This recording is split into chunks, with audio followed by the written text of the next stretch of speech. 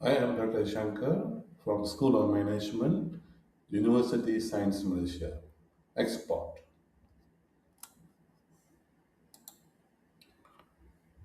Exporting is an entry strategy, usually the firm's first foreign entry strategy for any firm. It is low risk, low cost, and very flexible. And exporting is very popular among the SMEs, even MNEs. Trade deficits and trade surpluses are related to exporting. Most exports involve merchandise, that means physical things. Export channel consists of independent distributor or agent or firm's own marketing subsidiary abroad.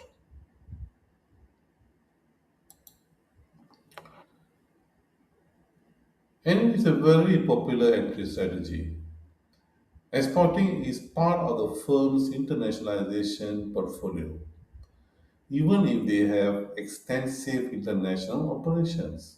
For example, in aircraft manufacturers, Boeing and Lockheed Martin Aero, some of the largest exporters of aircraft, trading companies that deal in commodities like Cargill and Marubeni, large scale exporters, MNEs, like in the US, three-quarter of the total value of exports from the US is equal to large manufacturing firms.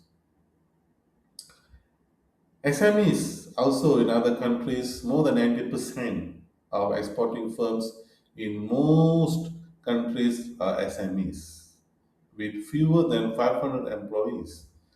In Malaysia, SME export is 19%.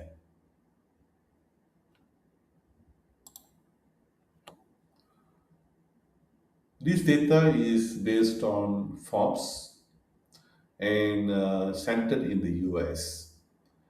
International sales intensity is very high among the energy industry. It consists of 59% of the sales come from international. For example, ExxonMobil consists of 66%. Second is information technology, 57%. Example, AMD, 78%. Sales come from international. The other one can be healthcare, 37% come from international. Example, Abbott Laboratories. Quite a familiar and popular medicine. Consider 69% of the sales come from international.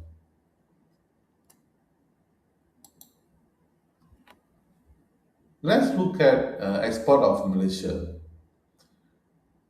The key export destination for Malaysia will be Singapore, the US, China, Hong Kong, and Japan. Malaysia's economy is deeply integrated into global technology and commodity supply chain, with manufactured goods and natural resources making up the bulk of its foreign shipment. The top product exports of Malaysia, categorized by trade volume and economic value, include 40% is electrical and electronic (E&E) products, 11% mineral fuels and petroleum products, 11% liquefied natural gas (LNG), 5 to 6% palm oil and palm-based agricultural products, 5 to 10% machinery and industrial equipment, 4 to 5% optical, scientific, and medical equipment, 2% rubber and rubber product, 2 to 3% chemicals and chemical related products, 1.5 to 2% aluminum and aluminum products.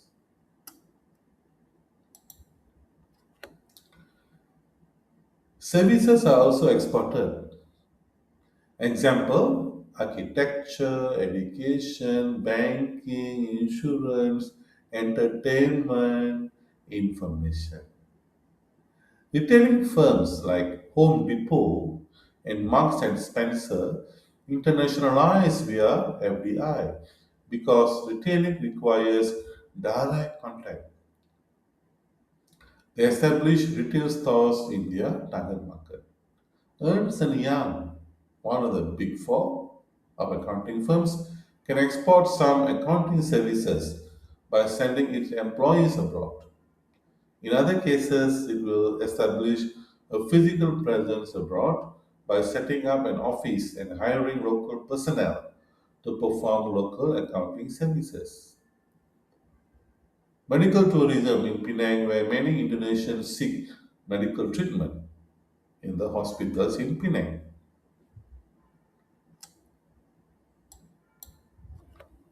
Advantages of exporting: it increases sales volume, improve market share, generate better profit margin, increase economies of scale, diversify customer base, stabilize sales fluctuations, minimize market entry costs, minimize risk, maximize flexibility, leverage the capabilities of foreign distributors.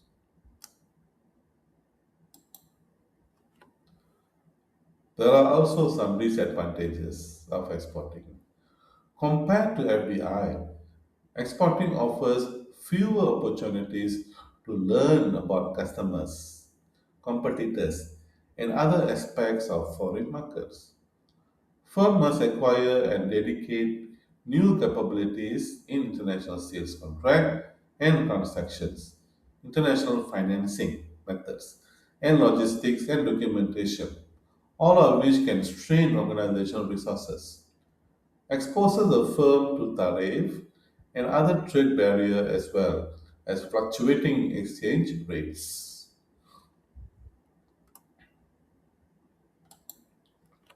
This diagram shows a systematic approach to exporting and it has four steps. Step 1, assess global market opportunity. Step 2, organize for exporting. Step 3, acquire needed skills and competencies. And step 4, implement exporting strategy.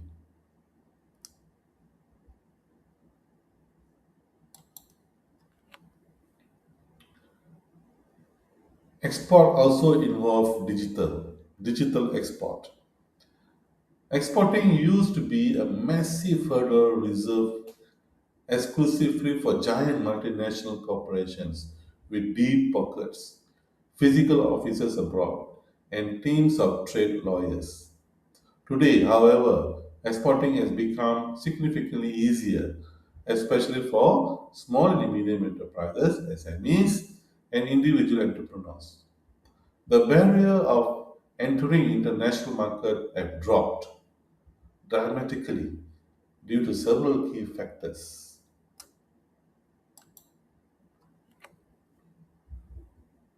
Why? The rise of e-commerce and digital marketplaces, instant global visibility.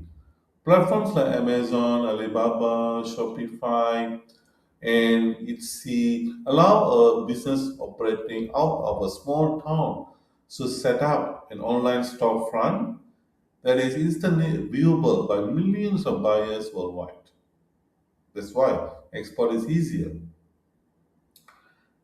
Direct to consumer D2C model. In the past, you needed local distributors or physical retail spaces in other countries to sell your goods. Today, you can market, sell, and ship a product directly to a consumer across the globe from a laptop. Two, modern logistic and express shipping network. Simplified global freight. Global logistic companies like DHL, FedEx, UPS, and specialized freight forwarders have streamlined cross-border shipping. They offer door-to-door tracking, automated custom clearance, and air cargo network that can deliver parcels internationally in just a few days.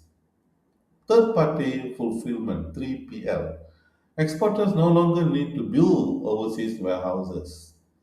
They can send inventory to bulk to international fulfillment centers where local partners store, pack, and ship items the moment an online order is placed.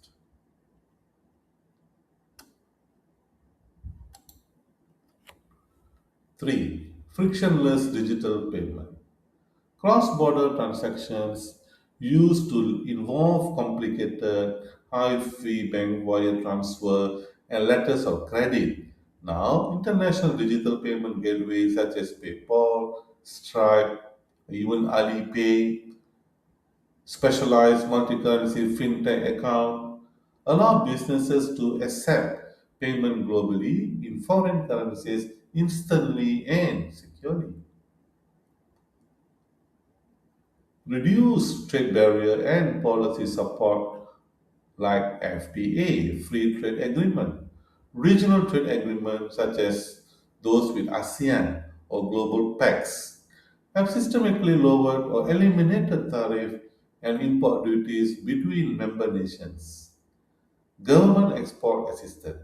Most government, including agencies like Trade in Malaysia or similar trade bodies globally, actively assist local businesses by offering export grants, training, matchmaking services, and trade missions to make global expansion less intimidating.